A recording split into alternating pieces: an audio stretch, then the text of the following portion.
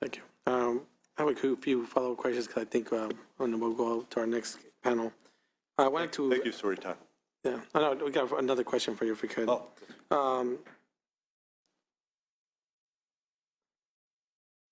I wanted to ask you on the this year. Do you anticipate asking for more money from the state? And have you heard anything from the governor as far as continuing any kind of funding for your department?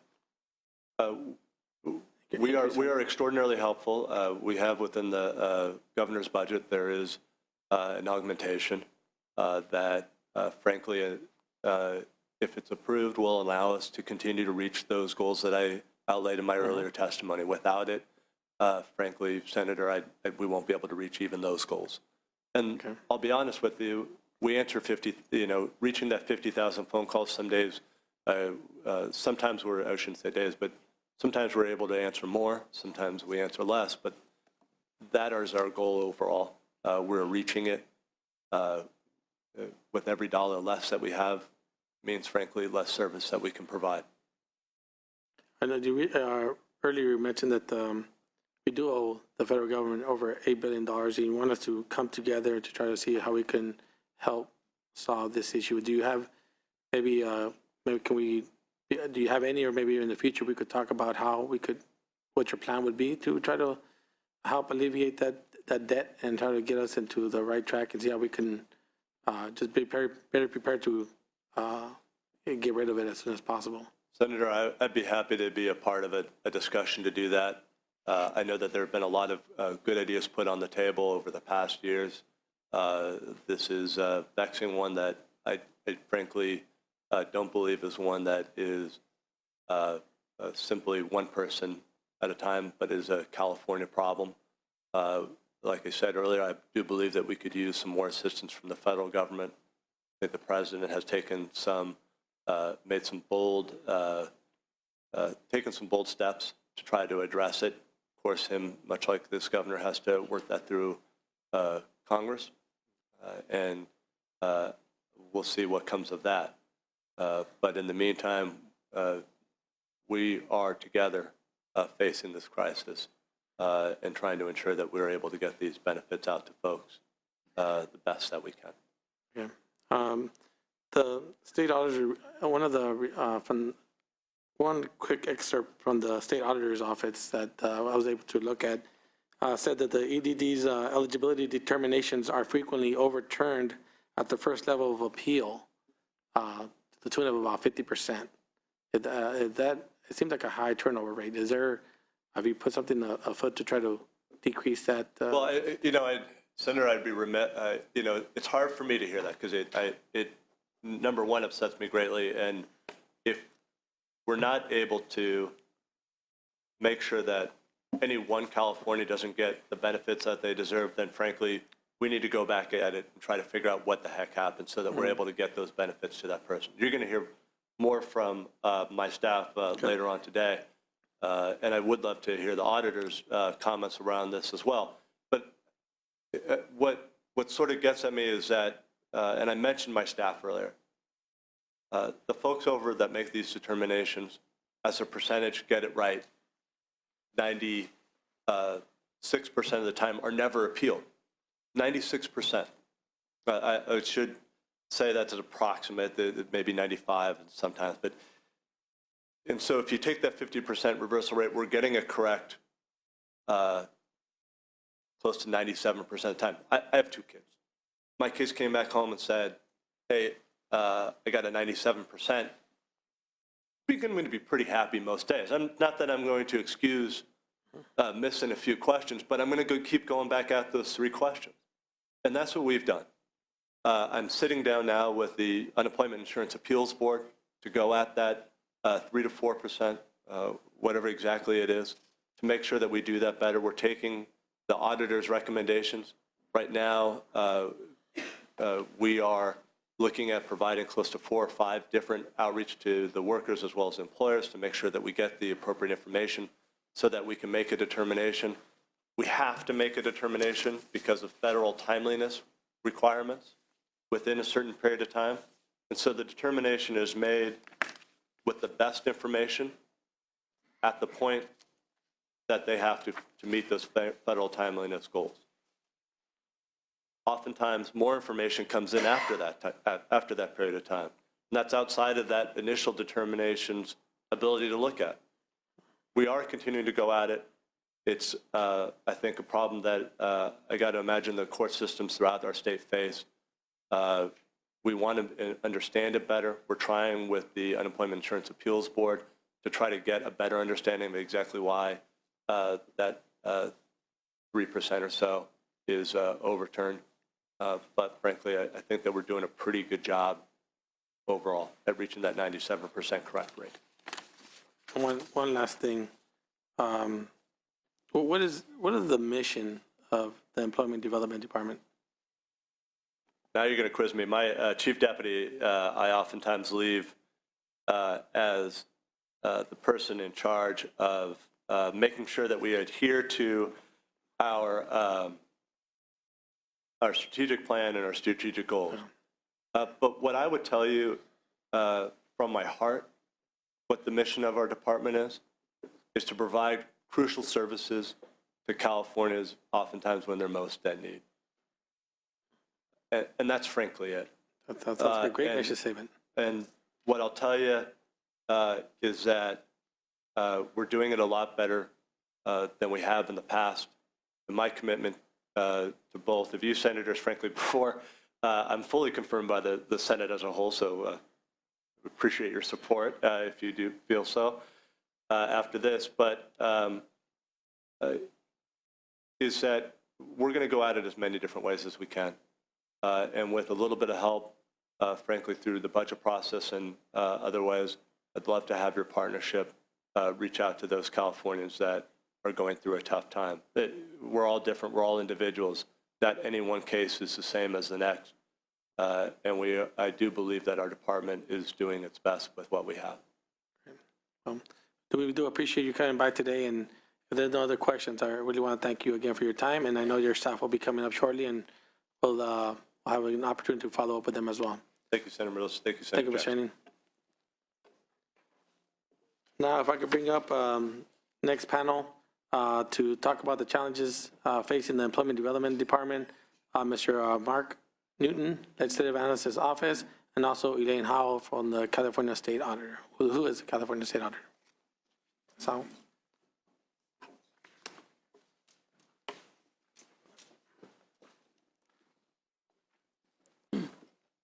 we could begin with Mark. That's okay. Good afternoon, Mr. Chair and Senator Jackson. Mark Newton from the Legislative Analyst Office. It's a pleasure to be before the committee this afternoon.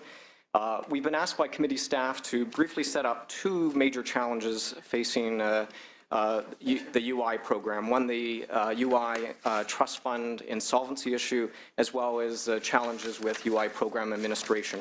The state auditor has done very in-depth audits of the program administration of the department, and will be focusing her comments on that. So I'll perhaps focus my comments a little bit more on the insolvency issue. And why that's particularly important, Mr. Chair and members, is that clearly the committee is concerned about the impact of the program's challenges on both employees as well as employers. The potential solutions to the insolvency issue will likely impact both employees and employers, and thus, as you're considering sort of other challenges and the impacts on employees, it is important, we think, to consider the insolvency issue and how that will likely be addressed. I have a short handout that I will be presenting from. So first, turning to the trust fund insolvency issue. As you know, the UI trust fund is the fund source for the payment of unemployment insurance benefits in the state. The revenue source for the trust fund is the state portion of the UI tax that is levied on employers. Since 2009, the trust fund has been insolvent. What that simply means is that the UI benefit payments have exceeded available funds. Available funds include both the revenues into the fund as well as any available fund balance that's in the fund. Law requires that UI benefits be paid without interruption. So when insolvency has happened, the state has obtained federal loans to allow the state to continue making benefit payments. So currently, the federal loan balance is $8.7 billion. In prior years, it's been higher. It's been over $10 billion. The principal of the federal loan is repaid by employer taxes that are automatically increased as long as there is a federal loan balance. The UI trust fund cannot be used to pay interest on the loan, so the state general fund pays that interest and has paid that interest to date. Over $1.1 billion in interest has been paid. The budget before the legislature, 2015-16 budget, has budgeted about $184 million from the general fund to pay interest in the budget year, interest payment due in September. This federal loan balance is decreasing, and it's been decreasing since 2013. Two reasons for that. One is that with the improving economy and improving labor market, sort of total benefits out of the fund have decreased, but also the automatic increases in the employer taxes to pay off the principal has also helped decrease the loan balance. So assuming business as usual, the loan should be paid off by 2019. But this does not mean that the insolvency problem with the fund is over and the trust fund's problems have ended. And I refer the committee to two analyses that our office has completed on the UI trust fund over the past couple of years. One is called California's Other Budget Deficit, the Unemployment Fund Insolvency, and that's from 2010. And then from the following year, 2011, California's Unemployment Insurance Program, Gaining Insight Through Interstate Comparisons. And through those analyses, we made sort of a key finding that this the insolvency issue did not just start sort of with the recent recession, but actually this mismatch of revenues and benefits actually dates back much further, really to the early 2000s. And so for most of the years of the 2000s, there was this imbalance. And so there is a structural deficit problem with the fund. To some degree, that reflects an action taken by the legislature in 2001 to significantly increase benefits to workers, but there was not a concomitant sort of change in revenues to the fund. So that's sort of a key factor among others. So what is the solution to the problem? And I know that the chair was asking that of the director a minute ago. And our basic recommendation is that the solution really must involve a balanced solution on the revenue side as well as the benefit side of the fund. And I think it's important for the committee to know that while the UI program is authorized in federal law, there's an enormous amount of discretion that the state is given in terms of how the program is structured. So in terms of benefit payments, in terms of eligibility requirements, in terms of the tax rate, in terms of the taxable wage base, with some restrictions. So there are a lot of levers that the state can pull, both on the benefit side as well as the revenue side. So we think a balanced solution is important, because if you try to solve the issue all on one side, all on the employer tax side or all on the benefit side, the impact on either employers or employees would be really quite severe and would be quite a significant sort of impact on the economy. So if the legislature sort of wishes to try to minimize sort of the overall economic impacts of the solution, the solution really should be a combination of sort of benefit changes as well as tax changes. And I would just note sort of our office fully remains sort of available to provide whatever assistance that the legislature desires as it sort of evaluates the important issue of addressing the insolvency. Okay. So turning to the second page of the handout on the Unemployment Insurance Program Administration, which the auditor will go into a fair bit more detail. But to note that the recent recession, certainly as noted by prior speakers, resulted in quite a significant elevation in UI claims activity. But at the same time, as also noted by prior speakers, there were problems with the planned upgrade of the UI processing system, which resulted in significant delays as well as diminished customer service. The UI mod program has been through many, many revisions. I think at least sort of 6 special project reports, significant delays, significant cost increases, significant modifications to the scope of the program. And just in response to Senator Jackson's issue of just sort of IT program or IT project development generally in the state, there certainly are very, very major issues. The auditor has also sort of reported on issues. There are issues of the procurement process, the approval process, the oversight process, the project management process. It's something that changes are in the works, but something that we are sort of analyzing. I think certainly areas for improvement. We will be coming out with some reports on that issue shortly. So the increased activity, problems with the processing system, diminished customer service. At the same time, as the director noted, issues with federal funding.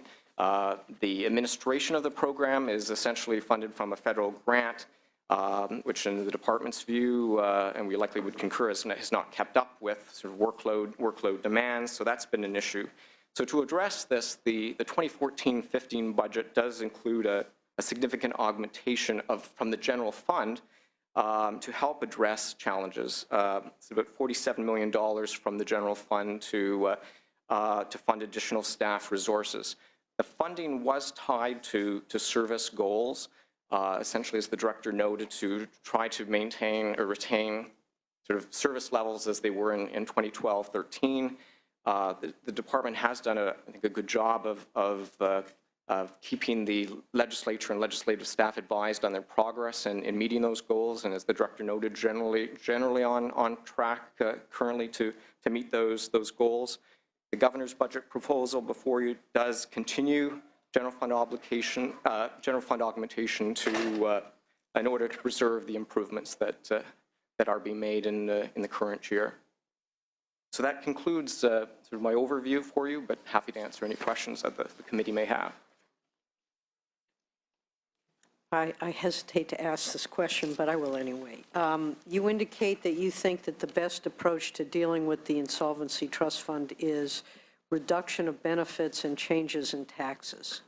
Does that mean that we revise how we or what we give for people who are eligible for unemployment, and then that we potentially tax businesses at a higher level or change the focus? I mean, it's a significant statement, and I'm wondering what you have in mind. Well, certainly. Senator, I think the main point or the takeaway is the necessary of the balanced solution, that it must come from both places. In terms of on the employer side, you have sort of a number of different levers. One is sort of in the tax rate itself, but also the taxable wage base. For example, California's taxable wage base is sort of at the federal minimum of $7,000. That could potentially be raised. So there are options there. On the benefit side and eligibility standards, there are just sort of a number of levers in terms of sort of the amount of the benefit, eligibility standards that play into the benefit or so. So I guess the answer is yes, that you would be affecting sort of the taxes paid by employers, which would be some sort of an increase, and also changing the overall sort of level of benefits or so. But by a balanced approach, the goal would be to try to minimize the economic impact on, because that sort of is a fiscal impact on both employers and employees, which is significant, and there's an overall economic impact from that. So you want to sort of try to minimize that by having the changes on each side to not be as severe as they would. Are there any ways that we could do this that would bring in more federal money? Let the federal government kind of pony up a little more than they traditionally do to the state of California? Not aware of. So the federal responsibility for UI, the UI program is essentially on the administration side. They fund administration. That's sort of a whole separate set of issues that just discussed.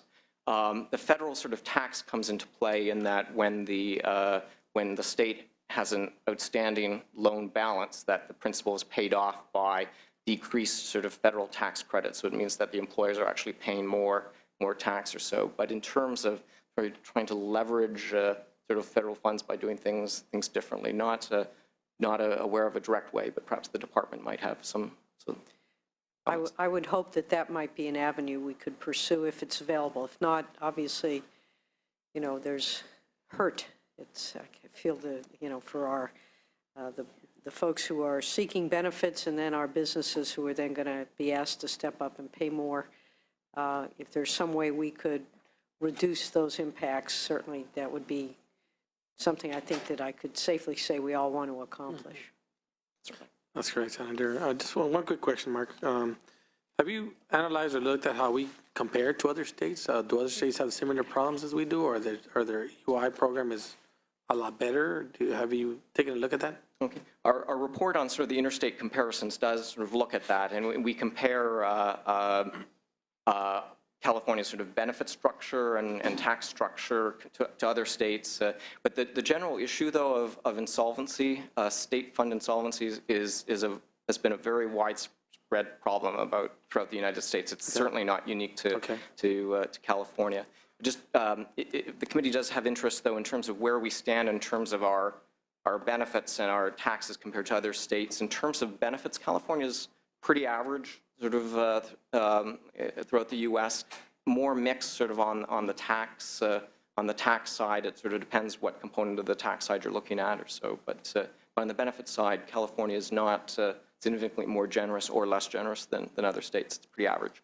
Is the 7,000 the same for most states, or are we ours higher or lower? Oh, I believe most states are above the tax, the minimum, the federal minimum or so. There are other states who are at the minimum as well, but I believe that California is more in the minority of being just at the federal minimum.